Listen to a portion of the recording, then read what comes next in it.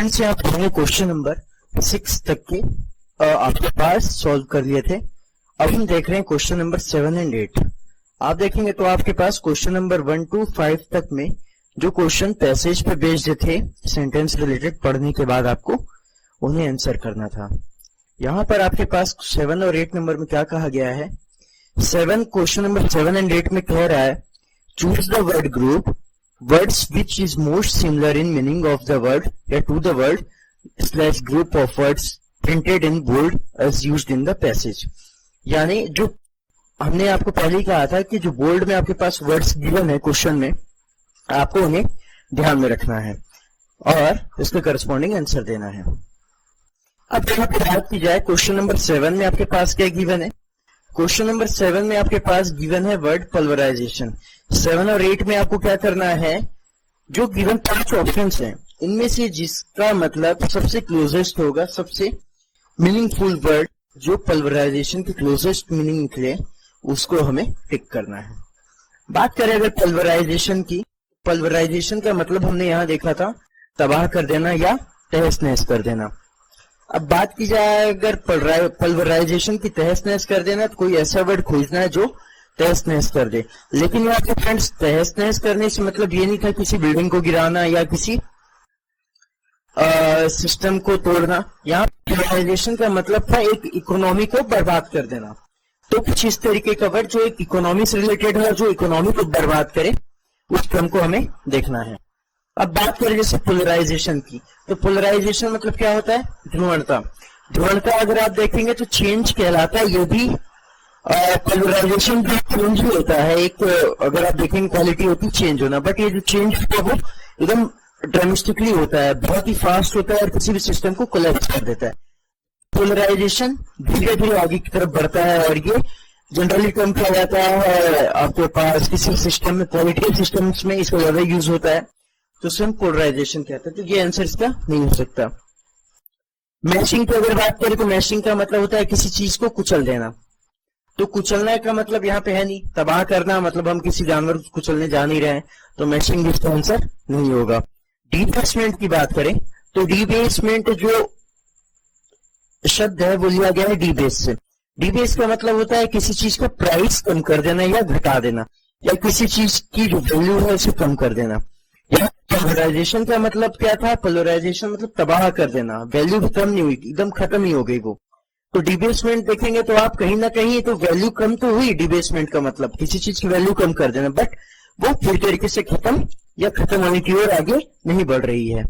Fall की बात करें तो किसी भी इकोनॉमिक सिस्टम में राइज एंड फॉल आते रहते हैं। राइज यानी बढ़ना, फॉल यानी गिरना।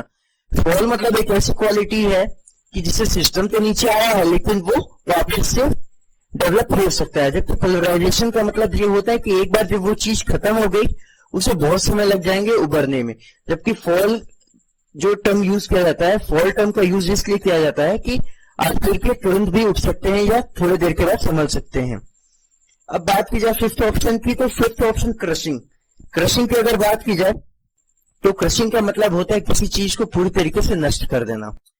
नष्ट कर देना मतलब आप उस चीज को, मान लीजिए किसी बिल्डिंग बना रहे हैं, किसी सिस्टम पे आप काम कर रहे हैं, उस सिस्टम को आपने क्रश कर दिया तो क्या होगा? आप उस सिस्टम को दोबारा बना ही नहीं सकते जब वो कोलैप्स हो गया।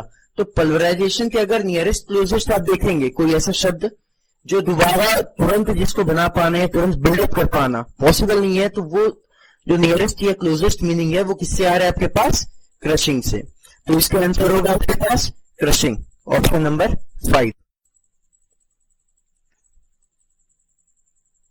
ऑप्शन नंबर 5 इसका आंसर होगा।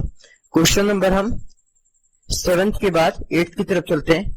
8th में यूज किया गया है वर्ड टर्मोइल।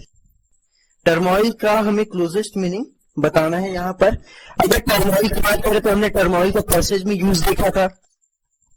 टर्मोइल की अगर बात करते हैं तो टर्मोइल का मतलब होता है खलबली मचा देना या कोलाहल मचा देना या हलचल पैदा कर देना किसी सोसाइटी में, किसी जगह पे ऐसा रिजल्ट प्रोवाइड कर देना जिससे हर जगह हलचल मचाए, अनएक्सपेक्टेड रिजल्ट दे देना, एक तरीके से आप कह सकते हैं। अब इसके स्ट्रिंग मीनिंग की बात करें तो डेंजर। डेंजर यानी खतरा, खतरे से किसी को हलचल नहीं मचती। डेंजर यानी खतरा होता है, खतरे से लोग सावधान होते हैं, उससे लोग हलचल नहीं मचती। हलचल मतलब ये नहीं होता कि उससे किसी को खतरा होता है। हलचल मतलब ये होता है कि हाँ वो पॉजिटिव टर्मिनोलॉजी की तरह यूज किया जाता है, जबकि डेंजर जो है वो एक नेगेटिव अप्रोच की तरफ जाता है। शॉक यानी धक्का लगना। टर्मोइल का मतलब कि हलचल पैदा करना या कोलाहल मचा देना होता है, लेकिन टर्मोइल का मतलब ये नहीं होता कि कोई इससे शॉक हो। शॉक तो होता है लेकिन वो पॉजिटिव होता है। यहाँ पे जो शॉक यूज किया गया है सेकंड ऑप्शन में, उसका मतलब है नेगेटिव अप्रोच की तरफ, तो ये भी आपका आंसर नहीं होगा। सैडनेस की बात करें तो सैडनेस यानी दुख होता है, दुखों का कारण। और तो टर्मोइल एक पॉजिटिव रिजल्ट की बात की गई थी, पॉजिटिव रिजल्ट। तो सैडनेस तो एक खुद में नहीं एक नेगेटिव क्वालिटी है, और साथ ही ये एक पर्सनल क्वालिटी या एक थिंकिंग वाली चीज हो जाती है सैडनेस। ये किसी पर्सन के इंसेप्शन की बात हो रही, तो पर्सनल क्वालिटीज यहाँ पे नहीं देखने को मिलेंगी, क्योंकि टर्मोइल शब्द जो यूज किया गया था यहाँ वो बैंकिंग सिस्टम के लिए यूज किया गया था, और सैडनेस जो है वो किसी पब्लिक या किसी यूजर का पर्सनल थिंकिंग है या उसकी पर्सनल मेंटेलिटी है। फियर की बात करें तो डर। तो यहाँ पे जो टर्मोइल शब्द था, टर्मोइल शब्द का ये मतलब नहीं था कि खलबली पैदा करना, तो लोगों को डराना।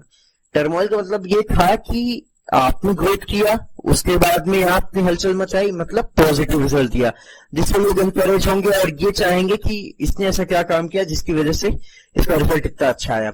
जबकि लोगों में ये डर नहीं बैठेगा कि ये अच्छा काम कर रहा है तो हम बर्बाद हो जाएंगे। इस तरीके का डर यहाँ पे यूज नहीं किया गया है। फिफ्थ वर्ड की बात करें हम चाओस की। चाओस का अगर आप अर्थ देखते हैं, चाओस का मतलब देखते हैं यहाँ पर, यहाँ पे टर्म है वो आपके पास चाओस। यहाँ पे जो फिफ्थ वर्ड आपको दिख रहा है वो है चाओस। चाओस का मतलब है कोलाहल पैदा करना। कोलाहल पैदा करने यानी शोर मच जाना। ये जैसे मान लीजिए सुपरस्टार कहीं पर रहने आ गया, कोई सुपरस्टार किसी बिल्डिंग में रहने आया, तो वो जो एक शोर होगा वो पॉजिटिव ग्रोथ की तरफ जाएगा। तो सेम इसी तरीके से यहाँ पे टर्मोइल का जो सबसे क्लोजेस्ट मीनिंग होगा वो होगा चाओस, कोलाहल पैदा करना, लेकिन ये एक पॉजिटिव अप्रोच या पॉजिटिव थिंकिंग पैदा कर रही है। तो इसका फिफ्थ का भी आंसर, आप क्वेश्चन नंबर 8 का भी आंसर क्या होगा आपके पास, ऑप्शन नंबर 5। अब हम चलते हैं क्वेश्चन नंबर 9 to 10।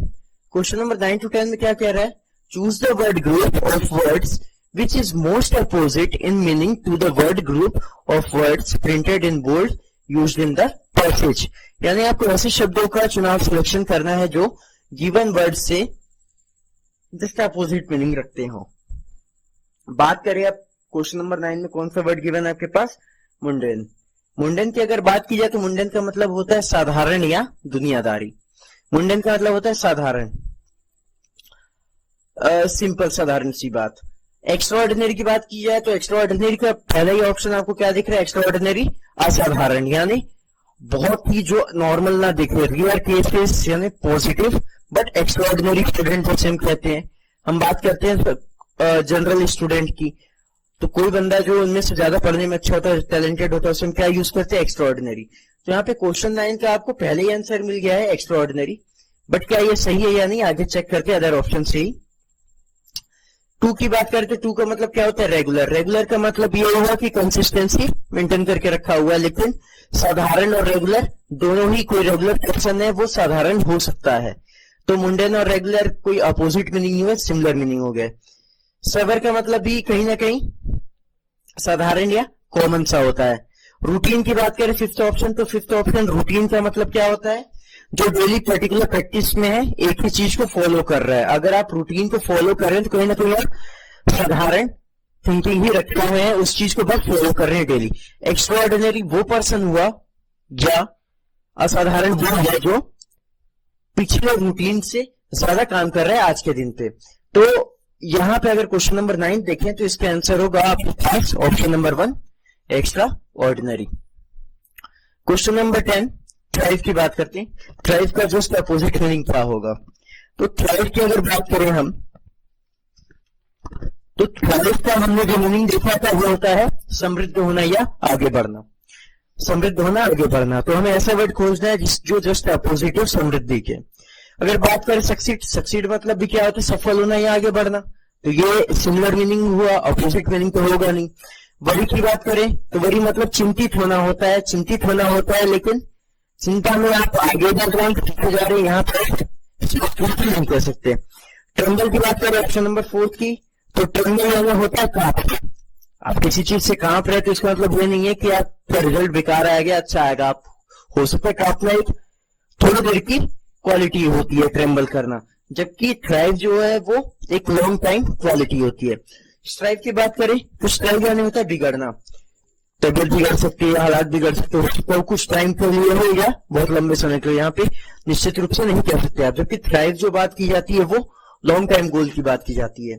अब सेकंड ऑप्शन अगर देखें डिटेरियोरेट, तो डिटेरियोरेट का मतलब होता है आपके पास हालत बहुत बुरी तरीके से बिगड़ जाना। यानी यहाँ पे अगर देखेंगे थ्राइव यानी बहुत बड़े समय के लिए समृद्ध होना, और डिटेरियोरेट बात करता है बहुत बड़े समय के लिए बर्बाद हो जाना। तो जो क्वेश्चन नंबर 10 का आंसर होगा वो होगा ऑप्शन नंबर 2 डिटेरियोरेट, यानी बहुत लंबे समय के लिए बर्बाद हो जाना।